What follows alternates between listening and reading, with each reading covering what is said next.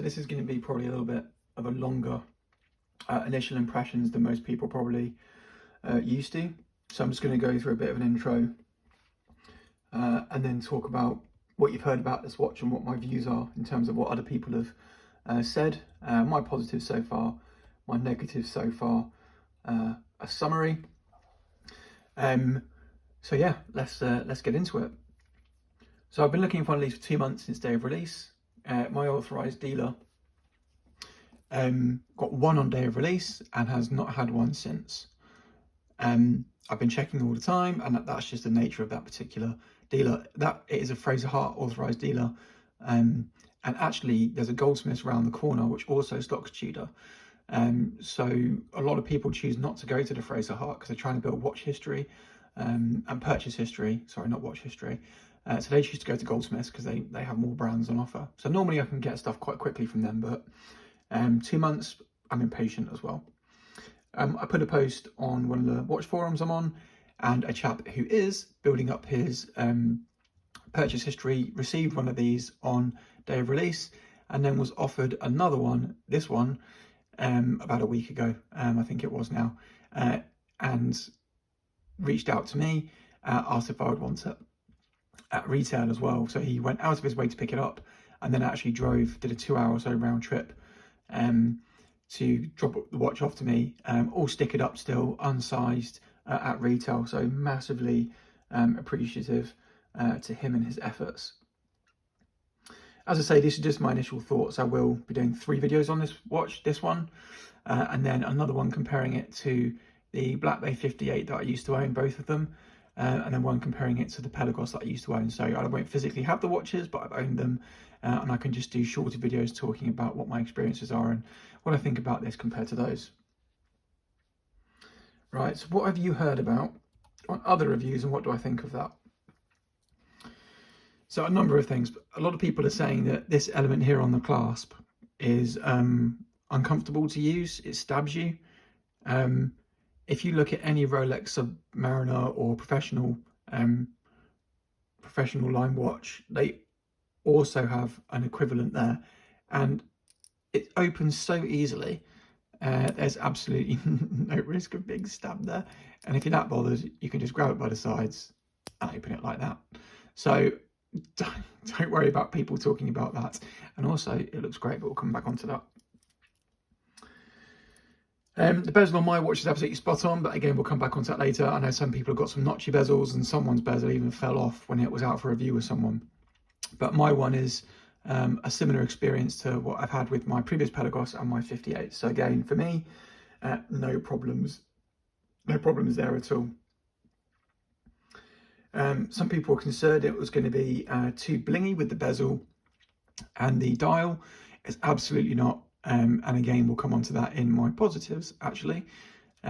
So yeah, we'll talk about that. Marketing, the marketing was stupid. I think this should have been a new line. Calling it a Pelagos anything just meant people expected the helium escape valve and the clasp and all that type of stuff that we'll come on to in another review. So I think they could have avoided all of that confusion just by calling it something else, just creating a new line of dive watch, which this is. It's nothing like the original Pelagos, other than the fact it's titanium and it carries the same name, has the diver extension, but that's it. It should have just been a new line of watch. So yeah, I agree those marketing campaign was pretty rubbish, and if it had just been its own watch, you wouldn't have had all that confusion. Also the lume. Yes, the hands don't charge as quickly and are not as bright as the lume plots on the dial, and the bezel, and I'll put in a lume shot just so that can be seen as well. So they're the things I heard from reviews, and maybe you heard some of the same things, so I just wanted to address those. So on to the positives. Everyone knows the dimensions, but I am going to run through it just in case this is the first time some people are seeing this. So it's a 39mm case, but where the bezel slightly overhangs, you can see that there, it actually looks and measures as a 40mm diameter watch, which is great. It's 12mm thick. It actually looks a bit thicker like that, but it is 12mm thick, which is a great thickness. It's 47mm lug to lug, and it's 21mm between the lugs. I know lots of people are frustrated by the 21mm measurement. That's probably followed in line with Rolex, because Rolex are doing it, I'd imagine, but it is what it is. You get a rubber strap with this watch as well, which I haven't got out today. I'll probably bring that out for the full review. That doesn't bother me. I think it gives the watch visually a slightly bigger look than you'd expect a 39mm watch to have. So ultimately, with those dimensions on my wrist, which is exactly 7 inches, it looks spot on. Okay, so that's on my 7-inch wrist.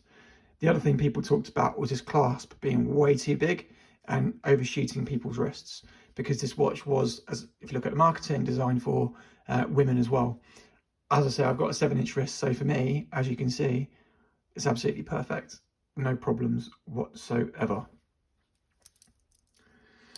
So that's that's out of the way. I will do the movement, actually. I'm not going to talk about the movement, because if you're looking at this, you probably know about it already. All I'm going to say, 70-hour power reserve, COSC certified, always accurate. And one of the really nice things about these movements is they're so smooth to wind. My GMT, my other Pelagos and my 258s were all really buttery smooth to wind, and this is no different. It's really, really nice to do, and that may seem weird to say, but my Omega and my Longines and my IWC are not as nice as this to wind, and that makes a difference when you're interacting with a premium product. It's like the thunk of a door on a Porsche or a Volkswagen or whatever, you know. It's nice to be able to have that. I'm going to pause briefly. I was going to read my notes because they're fairly extensive, so bear with me. All right, yes, this is the only Tudor of all the ones I've purchased that I've been able to get a perfect fit on. So, as I say, with my Pelagos, it had the 3 micro adjustment spots on the outside, and then it had the spring-loaded element, but the spring-loaded element for me, the springs were so strong, it just cut into my wrist. So I couldn't get a good fit on the Pelagos. For my Black Bay 58, I ended up getting a extra hole drilled in the clasp to make it fit properly. With this one, I'm sure you're all more than aware now, but you can see you've got 4 of those micro adjustment points, and you just slide it in, slide it out, and then put it on. And with those, with 2 links removed on the tightest setting, that's bang on for winter for me. Absolutely perfect. So when the summer comes, I still have a lot of adjustability in the clasp. I've got all 3 of those spaces. Where are you? That I could move out, and they're about 1.5 to 2 millimeters each. So, you know, roughly 6 to 8 millimeters of adjustability on the micro adjust. The other thing I will say is, because of the dimensions and because it's titanium, it's extremely comfortable. I love the comfort of it, not only because it's light, but as I say, because of the clasp and because of the clasp and the lightness. It's just the most comfortable watch I've had. Prior to this, my most comfortable watch was my IWC. This now trumps it, probably because of the titanium elements to it. Where are we? That was the point I just wanted to talk about. As you'd expect, it's as well made as all the other Tudors that you'll be familiar with. So it's got very nice brushing on the case. It's got a nice chamfer, which is fully brushed. There are no polished elements on this watch. And the bracelet's done really, really nicely. And what you will see on this watch compared to the other Pelagoses is this one actually has everything's titanium. So the case back and the clasp is titanium, whereas on the original Pelagos, the case back and the clasp is stainless steel, which just ever so slightly adds to the weight of those when you consider it's. I thought originally, before I purchased it, it was an all titanium watch. This one is an all titanium watch. So yeah, absolutely love that. The micro adjustments, the titanium, and I really like the look of titanium. I bought my Pelagos, my previous one, because I quite like the dull finish and look of the titanium. I'll talk about why I sold that in a different video, and you would have heard some of those comments already. But it's a nice look. So I've got all my other watches are steel, stainless steel. So it's nice to have a little bit of variety in the small collection that I have as well. So the bezel is great.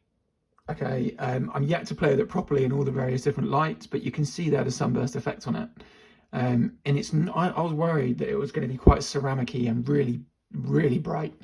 But what they've done is basically created a sunburst effect and kind of made it a halfway house between the ceramic one that you see on a Rolex or an Omega or whatever, and the matte finish that you see on the standard Pelagos. So it just gives it a little bit more interest. It does change colour from black to grey depending on the lighting, and it makes the watch more versatile, which is the whole point of this watch, which will come on to one of my biggest positives of it. And also, as I say, my one's spot on. I forgot how nice that action is, and you have the extra resistance at 12 o'clock. So yeah, absolutely love the bezel. That's probably, and I'll talk about the dial now as well. They're probably the two things that really made me want to buy this over the original. So the dial, you won't even see it here. It does have a sunburst effect to it, but it's so, yeah, you have to be in direct sunlight or literally shining the torch of your phone directly onto it to see it. But again, what it does is it stops the whole watch being completely matte and fully brushed and titanium. So it lifts the watch just enough for you to be able to use it for date nights, to make it more versatile, to use it in occasions where you probably wouldn't use the original Pelagos. And that is one of the most fantastic things about this watch, and that's one of the main reasons I really wanted to get it. It has the lovely titanium look, the lightness of it, but a bit more versatility because of the style choices of the bezel and the dial, and not only those, but also the clasp. Right, that's a very classic looking, we all know it from Rolex, very classic looking clasp.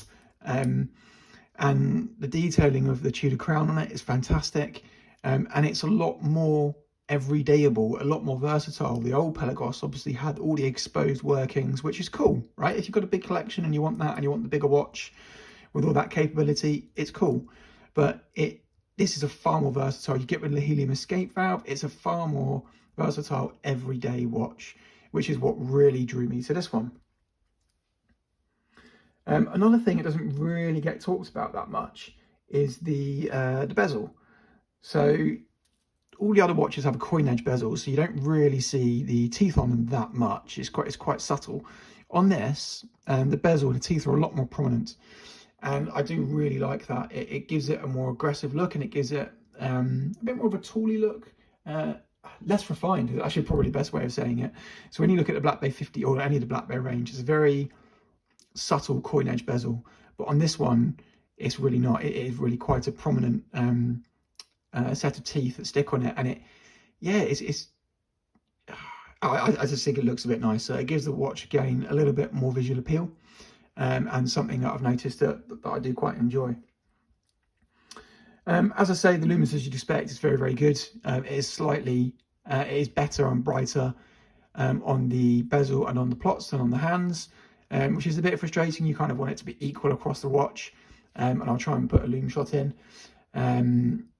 But yeah, it's the lume's great, as you'd expect from any of the Tudors, especially the Pelagos. And I do love the fact that the bezel is fully lume. That's always something that I really enjoyed about the original Pelagos.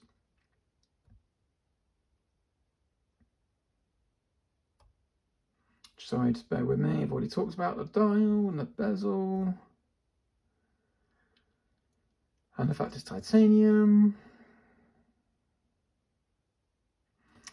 So again, the crown is a really good size in proportion to the actual watch itself, and you can see it has similar kind of teeth as the bezel, so really easy to grip, really easy to actuate. There you go, Bosch. Really easy to use. Super easy to tie down. Very, very nice. And again, it's titanium, right? So it feels quite nice.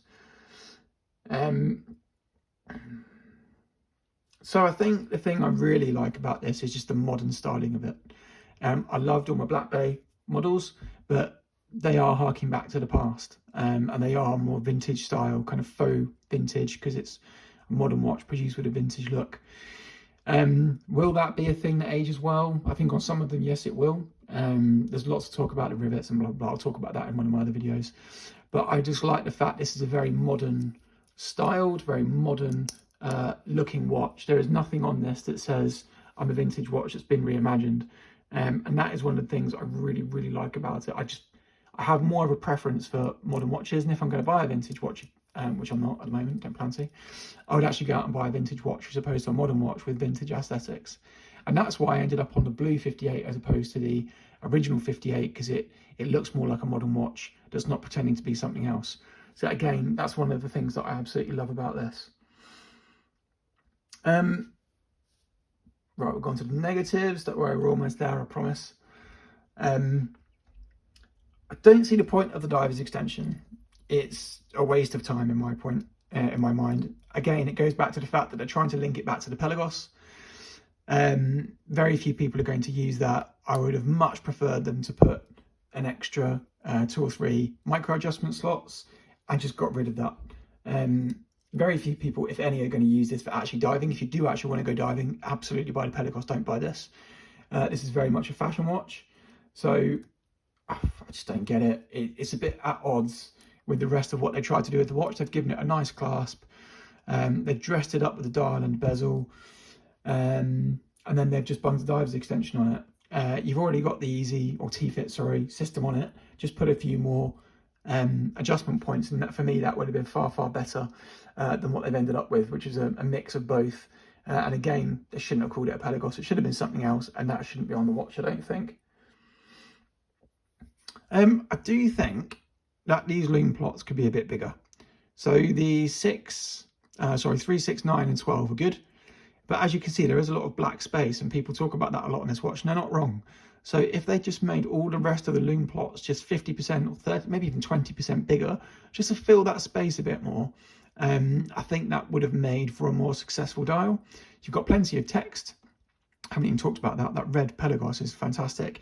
It does just add that extra bit of pop, extra bit of intrigue, extra bit of something else to the dial. And I always like those elements on the left-hand dive, whichever way you want to call it, where it had the roulette date wheel. So that bit of red text is fantastic, but you can just see it's just black spaces. So if they just made those plots either sit in a bit further or a bit bigger, I think that would have made the dial just that little bit nicer to look at and just filled it a little bit more. Some might find the weight of a titanium watch off-putting. I don't. I knew what to expect. I'd already owned a titanium watch. I knew it was going to be light. For me, that is a part of the appeal. As I've mentioned earlier, the comfort, you really can't feel it on the wrist. It's what you can, but it's remarkable. It's so comfy. But some people might pick it up and go, oh, flipping heck, you know, 3 grand, 2 grand, 10 grand, whatever. That's feels like a toy. It doesn't feel like a toy, but I know people have made those kind of comments. So for me, not a problem. If you don't like titanium, you don't like light watches, it'd be the same, I'd imagine, if you've got one of the carbon fiber, carbo titanium, whatever watches. It's not for you. So just be aware of that. If you like the heft of a watch and you like to know that watch is there, you won't enjoy this. So in summary, at the moment, I think this is easily my favourite Tudor. Some people are probably asking why I bought another Tudor, given all the problems that I've had, but I'll go into that in more detail on my longer term review. And also you can probably hear that I do enjoy this watch. I think it's fantastic. So the fact that I could get a brilliant fit, the fact that I really like the modern aesthetic of it, and all the other bits I've talked about with the clasp and so on, it's definitely my favourite Tudor of all the ones I've owned so far. It ticks an awful lot of boxes for me, and continues to be incredible value for money. I'm keen to see what the next few months hold, see how I go on with it, see how I gel with it. Are there any quirks or any issues with it as I continue to use it? Is the bezel fixed?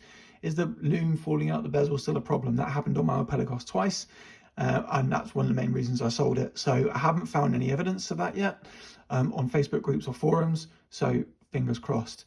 If you have any questions or anything you'd like me to address on the video of this compared with my 58s and my Pelagos, that would just be one video, or longer term review, please just let me know. But overall, it's a belter. If you're on the waiting list, fingers crossed, and I hope you get one soon.